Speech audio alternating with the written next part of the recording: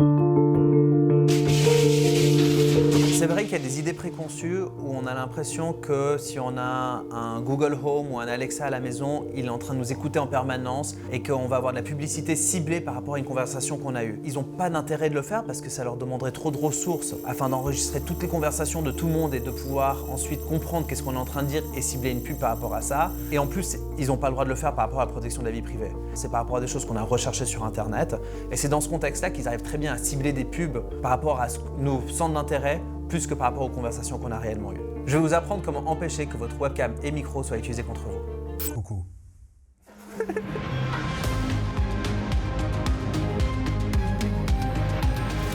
Depuis le confinement du coronavirus, la grande majorité de la population a une webcam et un micro sur son ordinateur. Ça nous permet de pouvoir communiquer avec notre entourage et pouvoir travailler. Mais ces appareils sont aussi régulièrement utilisés par les hackers pour nous espionner, que ce soit dans un but d'espionnage industriel ou dans un but pervers pour voir les gens derrière leur ordinateur.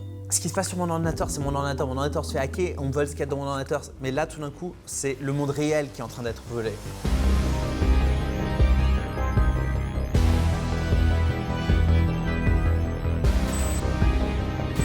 J'ai créé un lien qui va ouvrir une vidéo YouTube. Je l'ai envoyé à la victime. En même temps que ça ouvre la vidéo YouTube, ça va demander un accès à sa caméra. On t'envoie une super vidéo, tu as envie de la voir. Est-ce que tu vas vraiment te poser la question sur est-ce qu'il faut que j'appuie sur OK ou pas? Tu cliques. Ce lien active la webcam qui prend des photos toutes les 5 secondes. Je vais pouvoir voir le visage de la personne et je reçois ça en direct sur mon ordinateur. Donc là, j'ai vu que j'avais reçu les fichiers, je vais pouvoir aller les ouvrir, on va aller voir ça. Ouais, c'est quand même une attaque qui est assez facile à mettre en place. Un ordinateur, un peu de recherche et puis ça se fait assez facilement. Je me demande si j'ai pas un bug là. Juste en JPG, voir si... Bon, okay, on relance on le va serveur. le relancer, ouais. On lance le serveur puis tu renvoies le... Ouais. Voilà, donc là, c'était en direct les photos prises par la caméra frontale du smartphone.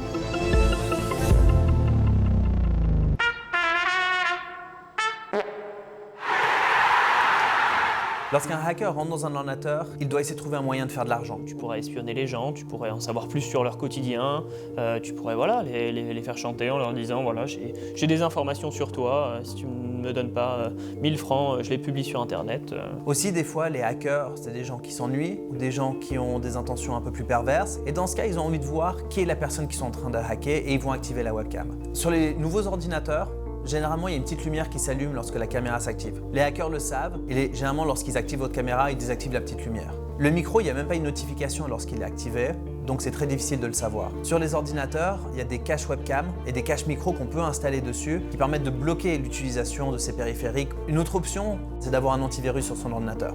Et cet antivirus, s'il est bien configuré, permet de détecter ce genre d'attaque et bloquer une application qui serait en train d'utiliser votre webcam ou votre micro sans votre autorisation.